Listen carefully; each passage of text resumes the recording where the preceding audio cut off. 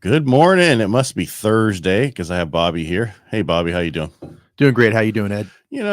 Can't complain. It's Thursday Yeah. and it's a good week.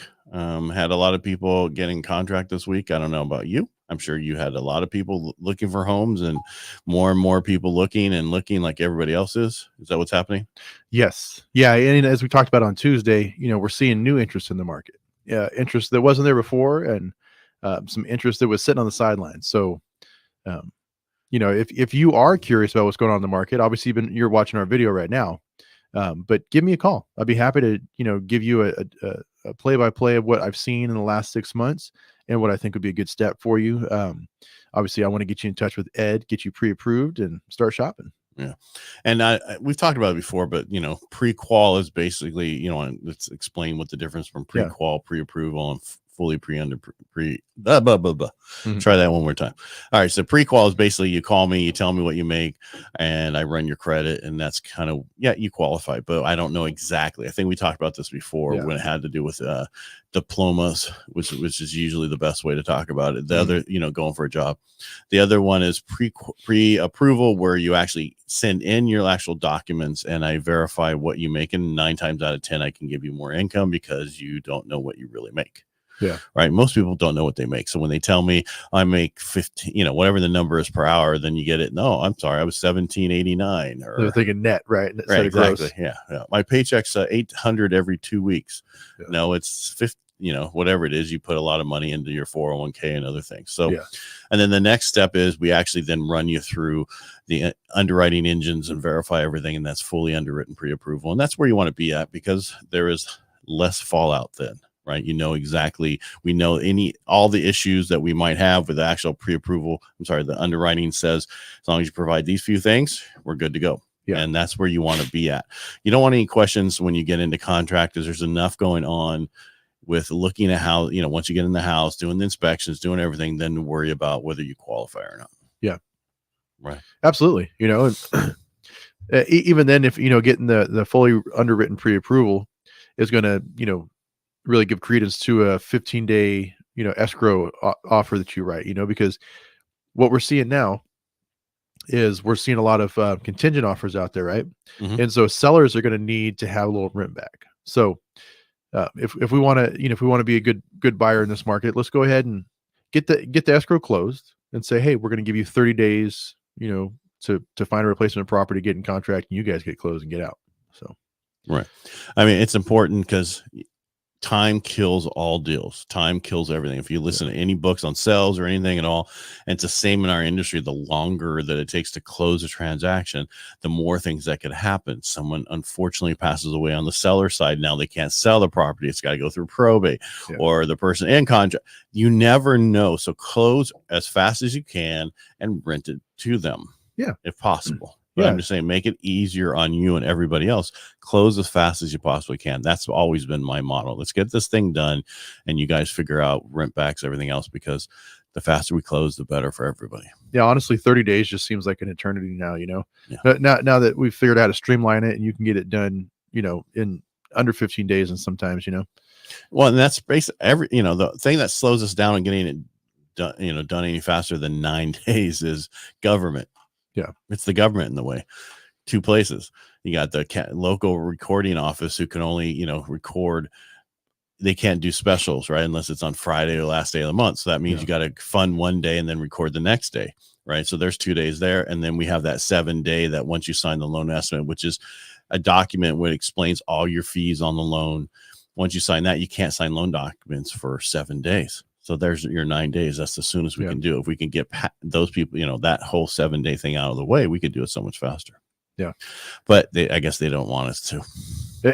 And so like with buyers, a lot of times people will be like, oh, well, I don't know. How does that work for me? If we close early, it's my house, right? Yes. It is. It is. But you know what? And you have insurance. We're still in a seller's market, right? So it's a good thing to do. I mean, you own the house. You're not going to have your first mortgage payment for probably 30 days, right? Usually it's 40, on average, 45 to 60 days, depending on if you close on like around the first of the month, right? Then you're not going to have it for almost 60 days. If you close into the month, and then you have it about less than, a little over 30 days. But just think about it. You're making money on this investment that you literally just bought. Right. Well, you're making enough to pay for you to stay in your place plus the other place. Yeah. Right. Yeah. It's just something I want to throw out there because I'm seeing a lot of it now, Well, they need, I mean, and at least people, if work with everybody, let's get along again. Let's make it nice. Right? Well, exactly. Right. I mean, in real estate, everything's a negotiation, and you want both parties to close and feel like this was a good transaction, right? Like I didn't get, the screws put to me and they got a good deal in their house, Right. And that's how it should be. It should be a easy transaction. I'm just looking at, I'm growing a beard. You have a beard. Where's the banjo? And I need to trim mine up a little bit. I think it's getting a little past the business beard. Mine, because I'm going to Alaska eventually, and I wanted to look like I lived there. You don't want to stick out look like a Californian. That's right. I just want to look like an old man. Yeah. Anyway, back to that real estate. Yeah. But yeah, it's at the point where there's, I keep saying this, rates overall have been improving. I mean, it's some days it's down, up, down. Some days you're like, oh my God, I wish I would have locked, but that's the other thing. Let's talk about locking. If you're in contract and you're okay with the payment, because I know most people aren't going to be okay with the payment because they want it lower. But lock it, protect yourself. You can always, like somebody like me can always move to a different investor if the market changes drastically. The other thing a lot of people are saying to do, lock and shop. I could see that 60 days ago, but today I don't think it really makes that. I mean, because it just hasn't been jumping as quickly. It does, but it's coming for what we were in the last show. We were talking about October and all that. Mm-hmm. I see things starting, inflation's going to come out and make things crazy for a couple of days, but then it's going to something else going to come out and make it go opposite way. I just listened to my bond trader, the guru in my industry, Barry Habib, and he always tells us what we should do, whether you should float or lock. And right now he's saying carefully floating. So what that means is have everything in place that if something starts moving, I just lock you. And I talk to my clients about that ahead of time. Hey, this is what we're going to do. If you're not happy, you want to float, fine. But if I see the market changing, I'm not calling you, I'm locking you. Because by the time I call you and try to get a hold of you, it's too late. I have seconds once the market starts moving. So what does the average rate lock cost somebody? Nothing, huh? You just locked into that rate of that day. Yeah.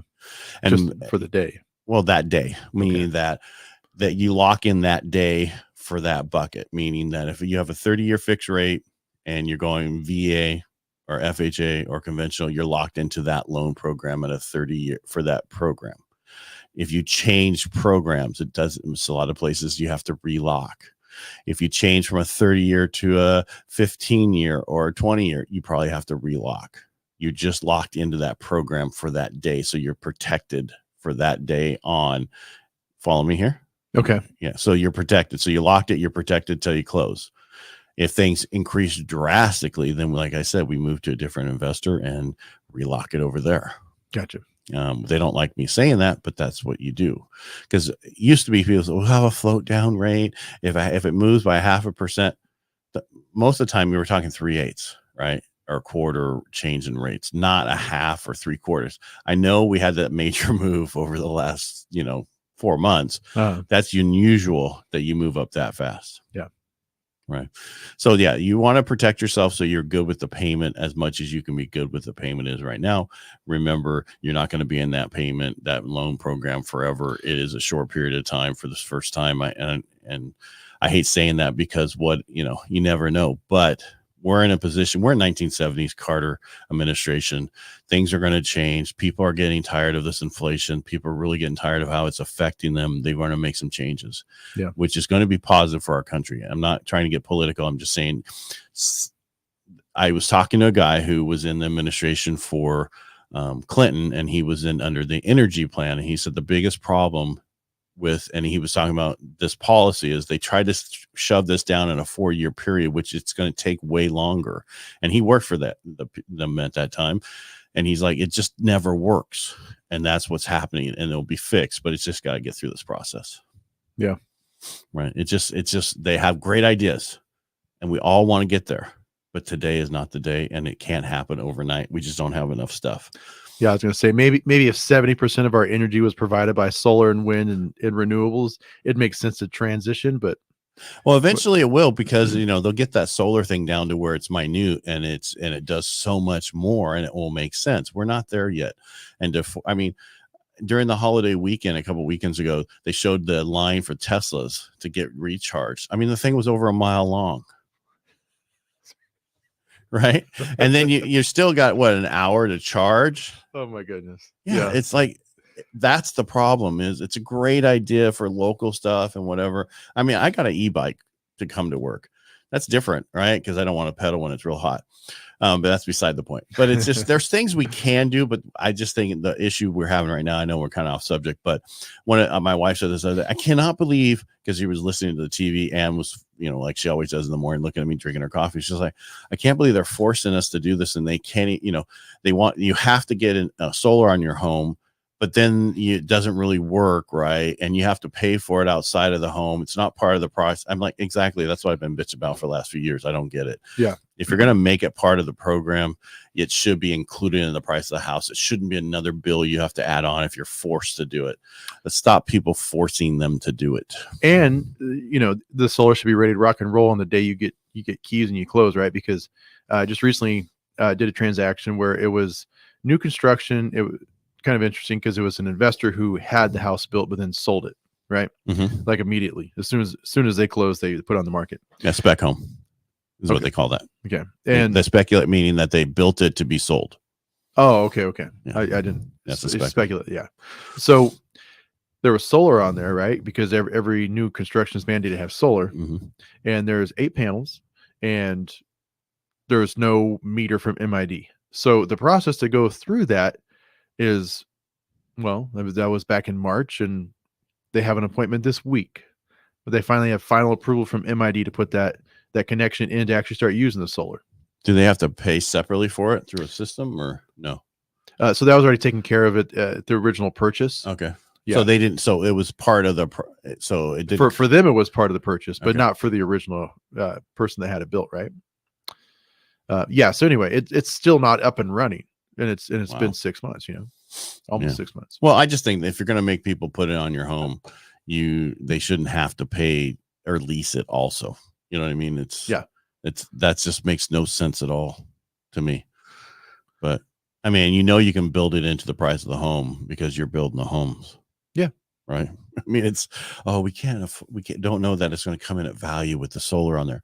Well, if you have to sell it with the solar on there and you sell the one with the solar on there and the value's there, guess what? The next one's the value is going to be there. You're setting the price on new homes. The appraiser will bring it in if you tell them this is the value, and it's like some when they put fire sprinklers in the homes because they have to, right? Mm-hmm. They don't then come back and say, oh, that's going to be extra, and we're going to turn these in order to get the water in there. That's extra, and that's ridiculous. Oh, yeah, that's not part of the price of the home. That's additional. That's your additional 10 grand. They don't do that for that.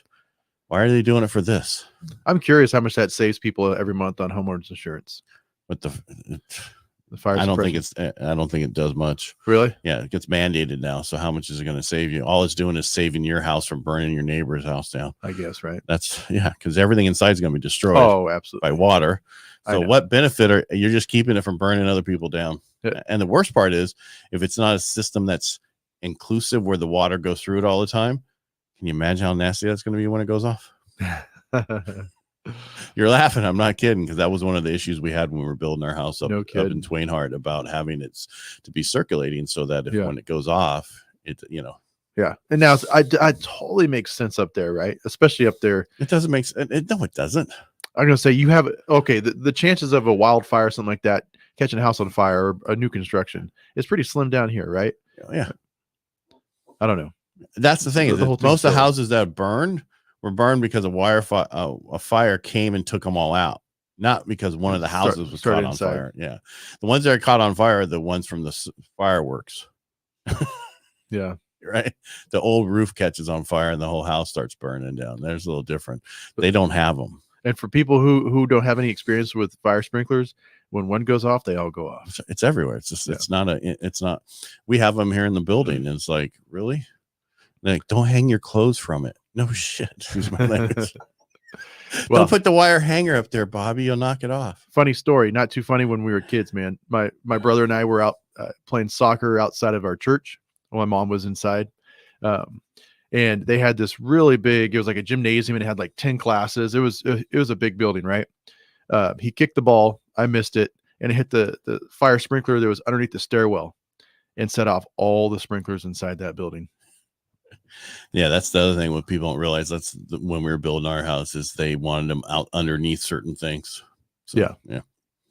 All right. Well, enough of our great stories. I think it's time for us to go and let everybody go. We'll tell Navy stories next time. All right. Everybody make it a great day. Bobby, thanks for being here. If you guys need any help with anything, please reach out to us. You can reach out to me. I'm Ed Parcaut everywhere. Bobby's right there. There's his phone number. You can also get us through Facebook messages or Instagram for me too. All right. Yeah, absolutely. Thanks, Bobby.